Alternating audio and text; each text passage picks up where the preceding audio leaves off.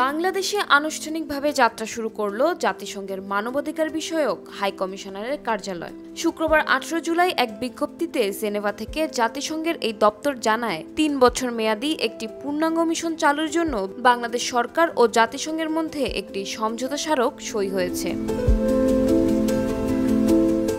পররাষ্ট্র সচিব আসাদ আলম সিয়াম বাংলাদেশের পক্ষে এবং জাতিসংঘের মানবাধিকার হাই কমিশনার ফলকার তুর্ক জাতিসংঘের পক্ষে এই সমঝোতা স্মারকে স্বাক্ষর করেন। জাতিসংঘ জানায়, মানবাধিকার সুরক্ষা ও উন্নয়নের লক্ষ্যে চলতি সপ্তাহে এই চুক্তিটি সই হয়। বিজ্ঞপ্তিতে বলা হয়, গত বছরের আগস্ট থেকে বাংলাদেশ ও জাতিসংঘ মানবাধিকার পরিষদের মধ্যে সম্পর্ক উল্লেখযোগ্য হারে বেড়েছে।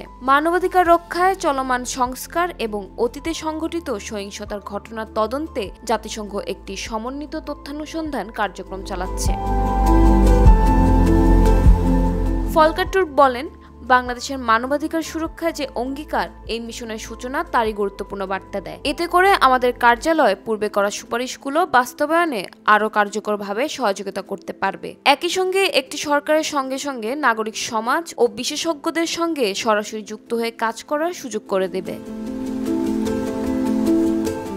এই মিশনের আওতায় জাতিসংঘের মানবাধিকার কার্যালয় জাতীয় ও আন্তর্জাতিক প্রতিশ্রুতি বাস্তবায়নে সরকারি কর্মকর্তাদের প্রশিক্ষণ ও কারিগরি সহায়তা দেবে। পাশাপাশি সরকারি প্রতিষ্ঠান ও সিভিল সোসাইটির সক্ষমতা বৃদ্ধির জন্যও কাজ করবে।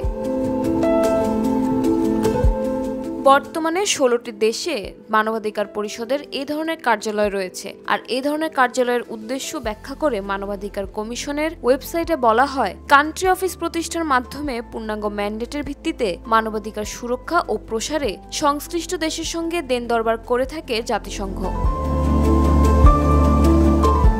এই ম্যান্ডেটের মধ্যে সাধারণত মানবাধিকার পরিস্থিতি পর্যবেক্ষণ ও বিশ্লেষণ, সুরক্ষা এবং সংশ্লিষ্ট দেশের সরকার, নাগরিক সমাজ, ভিকটিম এবং অন্য অংশীজনদের সঙ্গে আলোচনা ও কারিগরি সহায়তা থাকার কথা বলছে জাতিসংঘের মানবাধিকার পরিষদ।